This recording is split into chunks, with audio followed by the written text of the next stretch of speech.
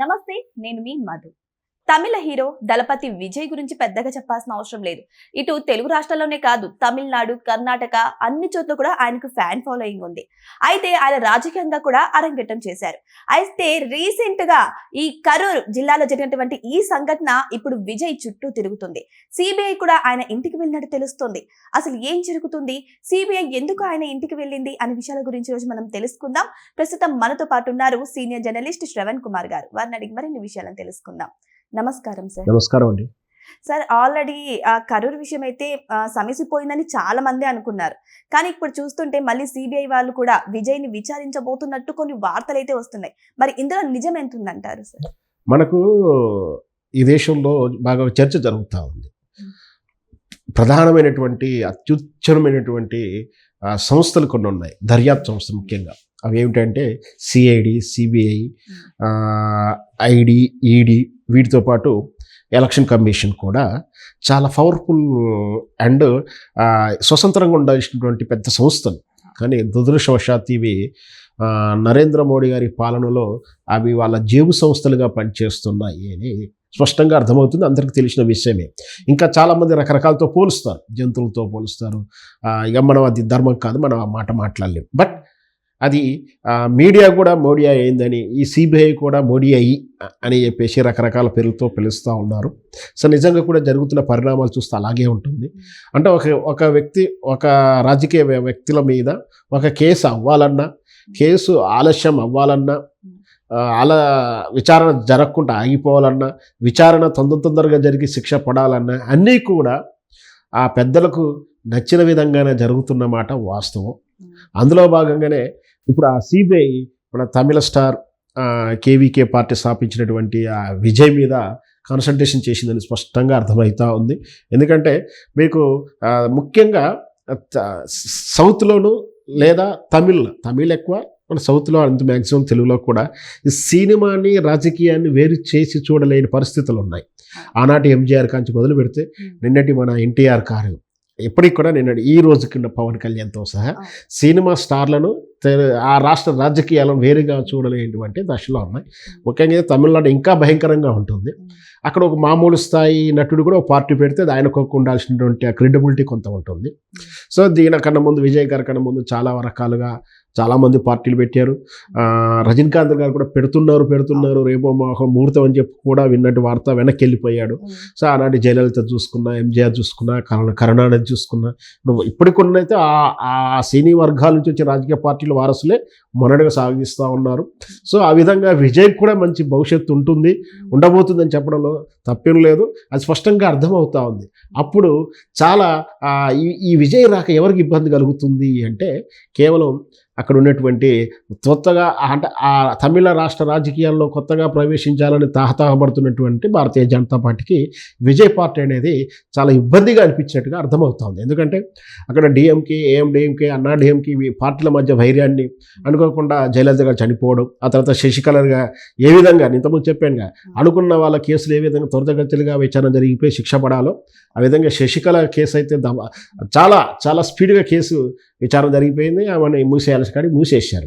అంటే ప్రత్యామ్నాయం లేకుండా చేసుకునేటువంటి విధానంలో ఈ నరేంద్ర మోడీ ఆలోచిస్తున్న విధానంలో ఈ విధానంలో వాళ్ళంతా రోడ్ మ్యాప్ చేసుకుని సిద్ధంగా ఉన్నప్పుడు విజయ్ పార్టీ పెట్టి అతను వేవ్ క్రియేట్ చేస్తుంటే నెక్స్ట్ ఆయన పార్టీకి అవకాశాలు ఎక్కువ అర్థమవుతున్న తరుణంలో దురదృష్టవశాత్తు విధివశాత్తు ఈయనగా ఒక తప్పులో ఇరుక్కాల్సి వచ్చింది, ఒక క్రైమ్లో ఇరుక్కున్నాడు. వాస్తవానికి అయితే ఆ పార్టీ కరూరు జిల్లాలో జరిగిన ఆ రోజు పార్టీలో నిజంగా ఈయన బాధ్యత ఉంటుందా అంటే నైతికంగా అయితే ఉంటుంది. ప్రమేయం అయితే ఈయనది ఉండకపోవచ్చు. మీరంతా తొక్కిసలాడుకోండి, జరగండి అని ఎవరు అనరు. సరే, జనరల్గా హీరోలు కానీ ఇట్లాంటి వచ్చినప్పుడు వాళ్ళ జనంలోకి వెళ్ళడానికి కానీ వాళ్ళకి కరచలం ఇవ్వడానికి వీళ్ళు వెళ్ళడం కానీ వాళ్ళు రావడానికి ప్రయత్నం చేయడం నిన్న మనం పుష్ప సంఘటనలో చూసాం. పుష్ప 2 సంఘటనలో కూడా చూసాం. ఆయన పిలవలేదు అందరు రమ్మని, కానీ అక్కడ అందరికన్నా ముందు వెళ్ళాలనో అందరికన్నా ఎక్కువ నేనే దగ్గర నుంచి చూడాలన్న తాతంతో వెనక నుంచి నెట్టేయడము, ఏదో జరగడం, లేదా ఒకేసారి గేట్ ఓపెన్ చేయగానే పరిగెత్తుకు రావడం, ముందు వాళ్ళు ఉన్న వాళ్ళు ఆ ఊపుకి కింద పడిపోవడం, వెనుకున్న వాళ్ళు తొక్కుంటూ వెళ్ళడం, ఇవన్నీ జరుగుతూ ఉంటాయి. తొక్కిసలాంటి సహజమే. అక్కడే కాదు, ముఖ్యంగా పుణ్యస్థానాల విషయంలో కుంభమేళ అప్పుడు కూడా జరిగింది, మనం చూసాం. చాలా దేవాలయాల్లో చాలా అంటే సంస్థాన మందిరాలు అంటే ఆశ్రమాల్లో జరుగుతున్న సందర్భాలను చూసాం. ఎన్నో సందర్భాల్లో తొక్కిసలాట్లు అవుతూనే ఉంటుంది. దీనికి కారణం ఈ క్రౌడ్ పుల్లింగ్ జరుగుతున్నప్పుడు ఈ క్రౌడ్ మేనేజ్మెంట్ లేకపోవడం అనేది పోలీసుల వైఫల్యంగా ప్రాథమికంగా చెప్పాలి. ఇక్కడ వాస్తవం మొదటి ముద్దాయి ఎవరంటే ఈ మీటింగ్ పెట్టినటువంటి నిన్నటి విజయ్ కావచ్చు, నిన్నటి అల్లు అర్జున్ విషయంలో కానీ వీళ్ళ తప్పిదం కన్నా మన తప్పు పట్టాల్సింది, శిక్షించాల్సింది పోలీసులని. ఎందుకంటే వాళ్ళు ఈ తరహా ఫ్యాన్స్ ఉన్నప్పుడు, ఈ తరహా క్రౌడ్ ఆ పుల్లింగ్ ఉంటున్నప్పుడు వాళ్ళని అంచనా వేసుకుని దాని తగినటువంటి చర్యలు వీళ్ళు తీసుకోలేకపోవడం, ముందస్తు అంచనా వేయడం, ఇంటెలిజెన్స్ వైఫల్యం చెందడం, ఇవన్నీ కూడా పైగా దాంతోపాటు వీళ్ళే నిర్దేశించాలి. మీరు ఒక 500 మందికి ఒక క్యాబిన్ ఏర్పాటు చేయాలి అంటే ఇంతకందే ఎక్కువ తక్కువ. అంటే మనం చూస్తున్నాం తిరుపతిలో కూడా తిరుమల దర్శనకి వెళ్ళినప్పుడు కూడా ఇంతమందికి ఒక దర్శనానికి ఒక బ్యారక్ ఏర్పాటు చేస్తాం. అంటే అదే అంతమందిని ఒకే ఓపెన్ హాల్లో ఒక్క దాంట్లో పెట్టి తొక్కిసలాట్ అవుతాయి. సో అంటే ఒక సిస్టమేటిక్ వెళ్తున్నప్పుడు ఇట్లాంటి బహిరంగ మీటింగులు కానీ ఇట్లాంటి బాగా ఫ్యాన్స్ ఉన్నట్టు మన తెలుగు పవన్ కళ్యాణ్ గారికి కూడా ఎంత ఫ్యాన్స్ ఉంటారో మనకు తెలుసు. ఇట్లాంటి జరుగుతున్నప్పుడు దాన్ని ఎట్లా మేనేజ్మెంట్ చేయాలని పోలీసులు సూచించకపోవడం పోలీసులు తప్పిదం అవుతుంది. ఇవన్నీ వదిలేసి ముందు జరిగిన వాళ్ళ మీద విచారణ చేస్తాను సిబిఐ పేరు మీద వచ్చేసి అందరిని విచారిస్తున్నారు. సరే, ఈ విజయ్ తనకు తానిగా ఇప్పుడు బీజేపీకి నరేంద్ర మోడీ హస్తానికి దొరికాడు కాబట్టి విజయ్ని అదుపులో తీసుకోవడానికో లేదా ఎన్డీఏలో భాగస్వామిగా చేర్చుకోవడానికో ఏదో ప్రయత్నానికి ఈ కేసును బూచిగా చూపిస్తారని ఒక వాదన అయితే వినిపిస్తూ ఉంది. ఏది జరిగినా కూడా క్రైమ్ జరిగిన మాట వాస్తవం, 40 మంది కన్నా ఎక్కువ చనిపోయిన మాట వాస్తవం. దానికి నైతికంగా అయితే విజయ్ తప్పుంటుంది.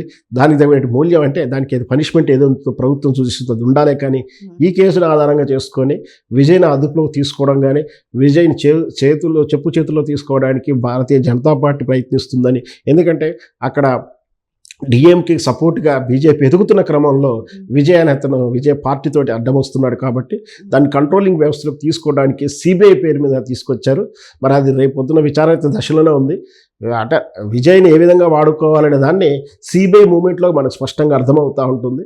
సిబిఐ మూమెంట్ బట్టి విజయ్ని ఏ విధంగా ట్రీట్ చేస్తారని మనం చెప్పొచ్చు. విజయ్ ట్రీట్మెంట్ బట్టి సిబిఐ ఏం చర్యలు తీసుకోవడం చెప్పొచ్చు. మొత్తం మీద ఇట్లాంటి వ్యవస్థలు రాజకీయ చట్టంలో ఇరుక్కోవడం అనేది బాధపడాల్సిన విషయం. ఏదేమైనా సరే హీరో దళపతి అయితే టీవీఎస్ పార్టీ పెట్టారు. ఆయన ఇప్పుడు వచ్చే ఎలక్షన్స్ కి విజన్ గా మారిపోయి ఎట్లా తిరిగి ప్రజల్లో ఉండాలని పార్టీ పెట్టారు. కానీ చూస్తుంటే ఇదొక్క ఇష్యూ బీజేపీకి దొరికినట్టుంది. మరి ఇప్పుడు బీజేపీని దాటుకొని ఈ సిబిఐని దాటి ఆయన వెళ్తారంటారా? కొంతమంది అంటూ ఉంటారు ఇక డిప్యూటీ సీఎంతో విజయ్ దళపతిని పోలుస్తూ ఉంటారు పవన్ కళ్యాణ్ గారితో. సో ఆయనలాగే కూటమిలోకి వస్తే సీఎం కాకపోయినా డిప్యూటీ సీఎం అయినా అవ్వచ్చు అని కొంతమంది సలహాలు కూడా ఇస్తున్నారు. కానీ ఇక్కడ చూస్తుంటే ఆయన లేదు నేను టీవీకే పార్టీతో ఓన్ గానే వెళ్తాను అన్నట్టు కొన్ని వార్తలు కూడా వచ్చాయి. మరి ఈ యొక్క వివాదం ద్వారా ఆయన సోలోగా వెళ్తారా, లేకపోతే కూటమితో వెళ్తారా, లేకపోతే ఈ వివాదాన్ని దాటుకొని వెళ్ళగలరా? ఖచ్చితంగా అండి, ఈ కేసుని విజయ్ని బంధకం చేసిందనే చెప్పాలి. నిజంగా కూడా ఆయనకు అంటే భారతీయ జనతా పార్టీ కలిసి వచ్చిన అంశంగానే చెప్పాలి. మీరు అన్నట్టు జనంలో జరుగుతున్నటువంటి చర్చ కానీ సోషల్ మీడియాలో జరుగుతున్న చర్చ మాత్రం ప్రకారమే పవన్ కళ్యాణ్ మాదిరిగా ఎన్డీఏ కూటమిలో భాగస్వామి అవుతాడా? ఎన్డీఏ కూటమిలోకి పవన్ కళ్యాణ్ ఇష్టపూర్వకంగా స్నేహపూర్వకంగా మొదటి నుంచి ఉన్నాడు. కానీ ఇక్కడ మాత్రం విజయ్ని అదుపులో తీసుకొని చేసుకునే అవకాశాలు కనపడతా ఉన్నాయి. ఏది జరిగినా తమిళ రాజకీయాల్లో ఒక మార్పు కోరుకోవడానికి ఇతను ఆ సంక్షేమ పథకాల విషయంలో కొంచెం వెనకడుగు వేస్తున్నాడు విజయ్ అని. అంటే తమిళనాడులో ఎక్కువ ఉంటాయి సంక్షేమ పథకాల పేరు మీద చివరికి ఇంటింటికి టీవీ, ఇంటింటికి ఫ్రిడ్జ్, ఇంటింటికి గ్రైండర్ లాంటి పథకాలు ఇచ్చారు.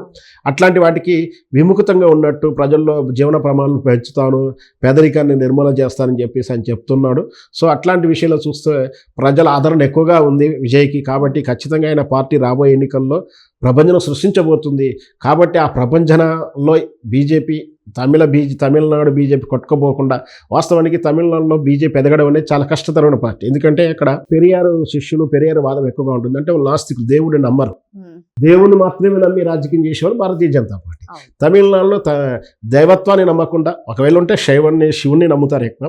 సరే, దైవ అంటే పెరియారు సిస్టమ్ ఎక్కువగా ఉంటుంది అక్కడ. పెరియార్లు అంటే దేవుని నమ్మని సిస్టమ్ ఎక్కువగా ఉంటుంది.